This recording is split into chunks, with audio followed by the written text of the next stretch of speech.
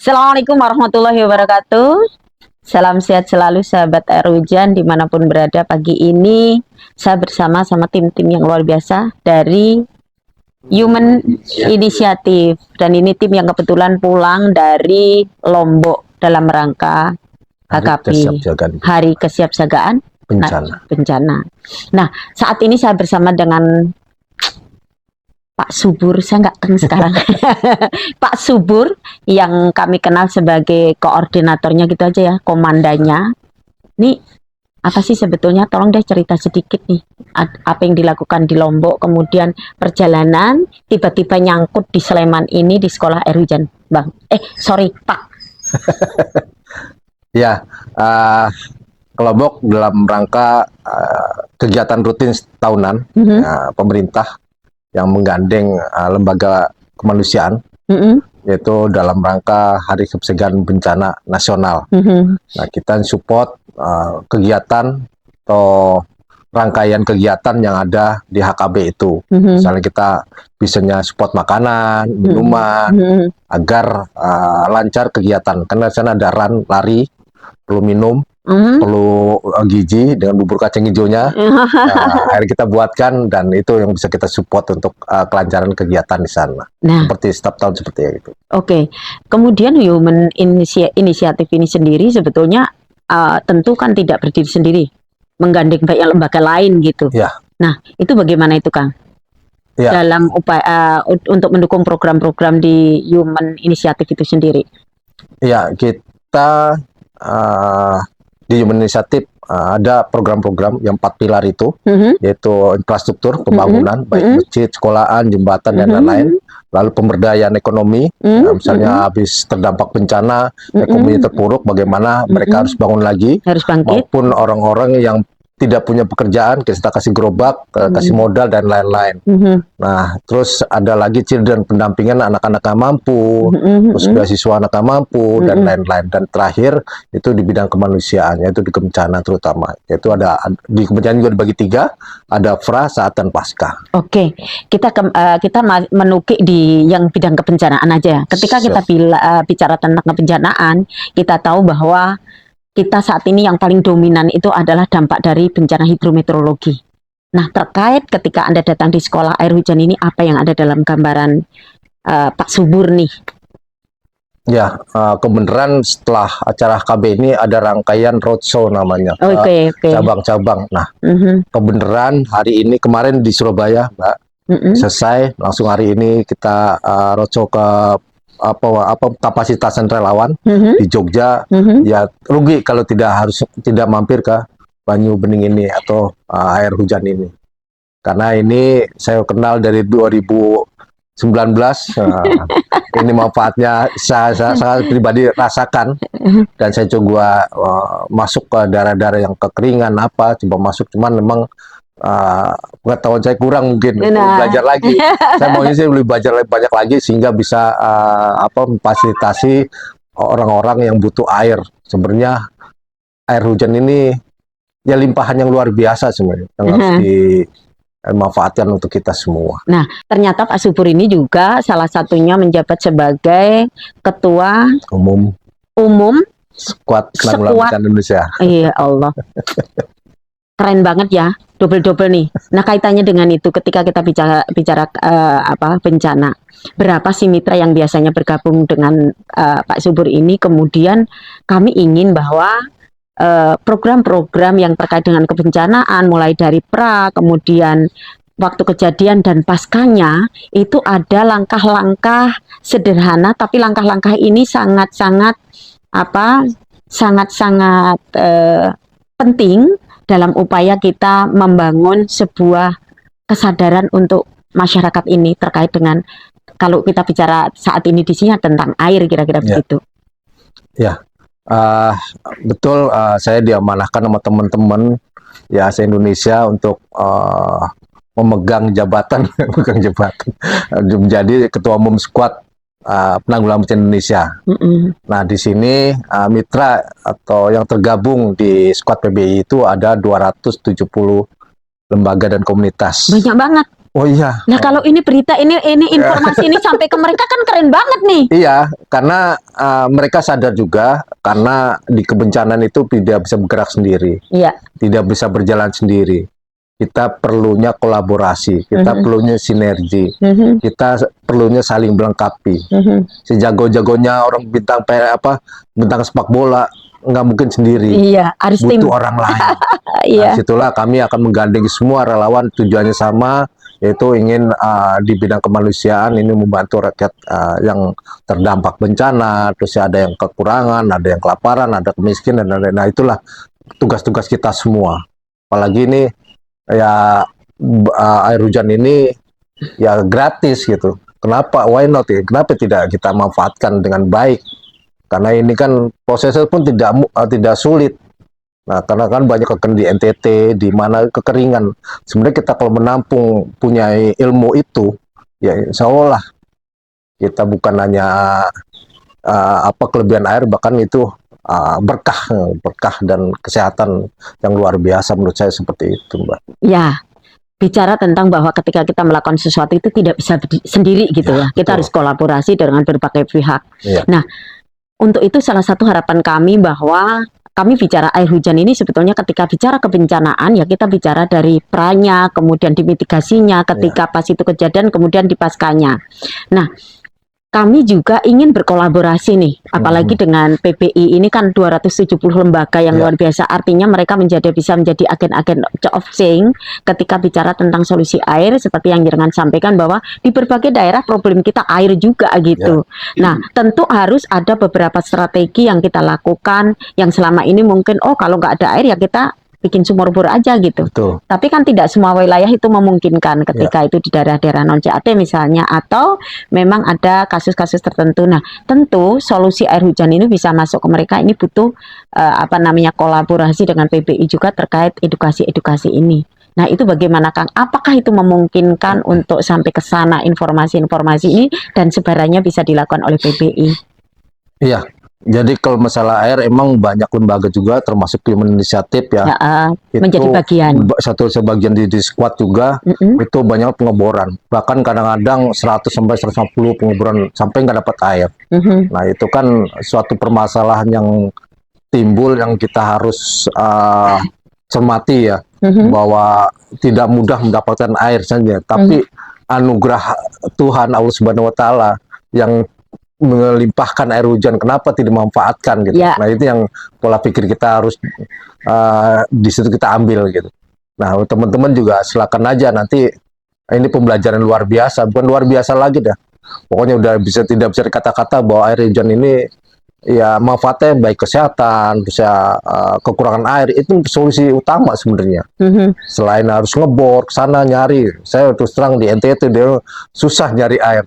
Sebentar sering hujan kadang-kadang terbuang sia-sia. Nah, gitu. Berarti perlunya kita menjadi bagian untuk membedah krisis edukasi yang di masyarakat ini. Nah, kita nanti ke depan bisa bergandengan tangan untuk saling kemudian menguatkan untuk kita sampai ke masyarakat, membangun masyarakat yang berdaya untuk adaptasi berbagai kemungkinan dari dampak krisis air yang sekarang baru geger di soal climate change, kira-kira begitu. Nah, itu mungkin sekilas kita bisa ngobrol-ngobrol terkait ini. Apa ada teman-teman yang mau pengen ngerti hal lain nih? Ya, mohon maaf Bu, Ibu kan sebagai salah satu pencetus pengolahan air hujan ya Bu ya. Tentunya sudah banyak perjuangan yang memang mungkin sangat berat Ibu lakukan untuk mengenalkan air hujan ini kepada masyarakat ya. Yang sampai akhirnya kita tahu sangat luar biasa manfaatnya. Saya sendiri sudah merasakan Bu ya. Nah, cuman ini tentu buat masyarakat sih masih awam Bu ya. Bagaimana cara pengolahan, kemudian seperti alat-alat ini kita masih belum paham nih Bu. Mungkin Ibu bisa jelaskan Bu. Oh ya. Oke, yang pertama adalah apa? Kita yang paling perlu diperhatikan masyarakat itu adalah cara penampungannya. Kalau kita mengingat kondisi kita saat ini ya, kondisi lingkungan saat ini memungkinkan untuk meyakinkan masyarakat membangun bahwa air hujan itu baik-baik saja. Memang perlu ada tata cara penampungan air hujan yang tepat gitu. Nah, ada dua metode yang kami sampaikan kepada masyarakat. Yang pertama adalah dengan cara manual. manual ya masyarakat punya apa aja, ember, bak, dan sebagainya. Nah, cara manual ini seperti apa? Ya nanti kalau pasca kemarau panjang harus dilewatkan dulu hujan pertama, kedua, ketiga sampai yakin atap itu bersih. Ketika sudah yakin atap ini bersih, maka hujan berikutnya juga harus dilewatkan. Setidaknya bisa 5 menit, 10 menit, 15 menit, kita sesuaikan dengan kondisi masing-masing. Oh, daerah kami dekat nih dengan pabrik misalnya, berarti 15 menit kita lewatkan hujan pertama, berikutnya ini baru kita tampung, kemudian kita endapkan, kita saring, kemudian hasil saringan ini harus ditempatkan di wadah-wadah yang tertutup rapat. Konsep penyimpanan yang tepat, yang pertama adalah harus tertutup rapat. Yang kedua, kalau wadah ini terbuat dari plastik dan tembus sinar matahari, harus dihindarkan dari sinar matahari langsung, agar tidak berpotensi untuk tumbuh lumut dan tidak berpotensi untuk mikroplastiknya larut. Nah, kemudian setelah itu bisa langsung dimanfaatkan, tidak perlu penyaringan dengan sistem penyaringan untuk air di permukaan atau air dalam, misalnya dengan batu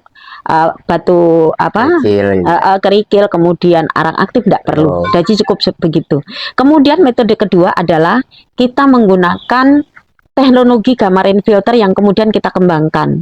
Kita sampai bicara ke soal lumbung air. Jadi di teknologi gamma rain filter ini kita melakukan sudah melalui 3 kali filterisasi. Filtrasi pertama hanya dengan streaminayaan pasir. Streamin itu yang 0,5 cm, harapannya apa, tikus, cicak nggak masuk di tampungan, daun nggak masuk. Nah, kemudian ada pipa tersendiri untuk untuk masuknya air hujan pertama yang tadi kalau manual 15 menit lewatkan tadi. Betul, nah, itu ada pipa tersendiri sehingga nanti kalau dimungkinkan masih ada hal-hal yang membuat residu di atap itu bisa masuk di pipa ini. Nah, di maintenance-nya di bawahnya kita ada pipa yang nanti setiap selesai hujan bisa kita buka sampai habis, kita tutup kembali. Nah, untuk air hujan berikutnya nggak bercampur dengan hujan pertama tadi, di dalam pipa ini ada bola plastik yang ketika penuh dia tutup. Akhirnya air yang lari ke tampungan akhir tidak bercampur hujan pertama. Nah, di situ juga ada filterisasi satu lagi. Kita menggunakan dakron yang paling mudah didapat masyarakat untuk menyaring debu halus. Jadi masuk tampungan udah bersih. Betul. Dan itu sebenarnya siap minum. Katanya kalau ada petir itu lebih bagus ya? Iya, ada petir itu lebih bagus. Perbedaannya apa, Bu? Perbedaannya karena petir ini salah satunya dia sudah mengelektrolisa langsung air ini. Jadi tanpa harus menggunakan tanpa. Nah, kemudian yang kedua teknologi namanya elektrolisa air. Sebetulnya ini hanyalah salah satu cara kita membahasakan dalam bahasa-bahasa Anda yang belum pernah mengenal air hujan. Sekalipun ya kalau kehujanan tinggal telan kan nggak apa-apa. Kalau kehujanan telan nggak apa-apa, ya sesederhana itu. Tapi untuk memberikan pemahaman ke pihak lain, kita nggak bisa sesederhana itu. Maka teknologi ini adalah salah satu membahasakan kita ke dalam bahasa orang-orang sekarang yang biar bisa menerima konsep air hujan. Oh, air hujan diminum nggak masalah, udah diolah nih, gitu kira-kira gitu. Nah, itu satu. Yang kedua, teknologi ini memang mempunyai keunggulan. Karena dia bukan memfilter lagi, tapi dia sudah memecah partikel air. Jadi H2O ini dipecah menjadi bisa dia memecah H2O ini dipisahkan menjadi air yang bermuatan hidrogen yang tinggi yang kita kenal dengan air basah, ini yang diminum sehari-hari. Maka ini sebetulnya sangat optimal ketika terjadi bencana dengan konsep ini, karena air yang sudah dipecah kemudian sudah menjadi air yang punya potensi hidrogen tinggi ini, kalau diberikan kepada penyintas bencana, itu dia bisa menenangkan. Jadi untuk bagian psikososial ini bagus sebetulnya. Dan bisa mengobati penyakit. Nah, kemudian yang kedua, pecahan yang kedua adalah air yang punya potensi oksigen. Kalau ini hidrogen, ini oksigen. Yang kita kenal dengan air asam. Karena juga namanya asam, rasanya juga asam. Tapi dia punya peruntukan sendiri. Kalau di dalam keseharian kami, air yang asam ini bisa digunakan untuk perawatan kulit. Dari luka lama atau luka baru. Atau kalau kita punya benjolan dan sebagainya. Luar, Bu, ya? Nah, gitu. Tapi ini juga bisa untuk kita buat kumur-kumur kalau mengalami sakit gigi, sariawan dan sebagainya. Nah, kalau diminum ini hanya dalam takaran tertentu, tidak seperti air basah. Kalau air basah ini sifatnya antioksidan, kalau ini oksidan. Kalau berlebihan bisa mengganggu mikroba di dalam tubuh. Nah, ini bisa diperuntukkan misal dalam kondisi di kebencanaan, capek, udah mulai meriang, ini bisa diminum. Kira-kira maksimal 50 ml. Jadi sedikit sekali, setengah gelas kira-kira gitu. Atau kasus, kemudian terjadi peradangan dan sebagainya, itu bisa minum ini. Atau bisa jadi ketika ditemui kasus-kasus batuk yang sulit sembuh dan sebagainya, nanti tinggal dikasih minum ini setengah gelas, kasih madu, udah diminumkan sehari segitu. Nah, karena air ini bisa dilogikakan kenapa air ini bisa untuk pemulihan, kira-kira itu sederhana sekali. Tapi air hujan gak dibeginikan juga sudah luar biasa. luar biasa. Hanya ini salah satu untuk orang bisa menerima konsep, oh air hujan bisa diminum kok, itu begini. Iya, Bu, ya. Di samping manfaatnya luar biasa gitu. Iya. Nah, terakhir nih Pak Subur, saya selalu lupakan. Apa sih kemudian yang menjadi harapan ke depan? Kalau nanti kita menjadi satu kesatuan dalam aksi ini, kedepannya ketika kita bicara tentang bencana ini, Bang. Ya, jadi saya berharap ini suatu masukan yang luar biasa pertama. Yang kedua ini teman-teman juga bisa menjadi program. Banyak sekali tadi Mbak Ning menjelaskan ya manfaatnya air hujan. Dan itu gratis. Gratis. Tidak boleh diperjualbelikan. Ini luar biasa. Ya, bahkan ya kalau di kebencanaan orang istilahnya untuk dukungan sosial dan lain-lain, ini luar biasa loh. Rugi kalau nggak tidak dimanfaatkan. Dan ayo kita sama-sama belajar ya bagaimana pengolahan, bahkan kalau tidak dola juga bisa sebenarnya. Untuk meyakinkan ke teman-teman inilah prosesnya. Dan berharap nih suatu program untuk kita semua, bukan saya dari Skuad Penanggulangan Bencana Indonesia, tapi bagi teman-teman semua bahwa kita perlu memanfaatkan air hujan. Seperti itu. Oke, saatnya kita bergandengan tangan bersama, karena sendiri bisa, tapi bersama kita hebat. Nah, semoga pagi ini menginspirasi dan kemudian membuka pandangan kita untuk yuk kita sama-sama membangun satu kesepahaman yang sama, membuat kesepakatan untuk berbuat yang sama menuju perbaikan. Karena dari perbaikan ini, dari kesadaran ini akan membentuk kesadaran masyarakat sehingga kita bergerak bersama untuk menjadi masyarakat yang tangguh. Terima kasih dan semoga menginspirasi. Assalamualaikum warahmatullahi wabarakatuh dan salam air hujan. Berkah, berkah, berkah. Ngombe banyu dan ben ora edan.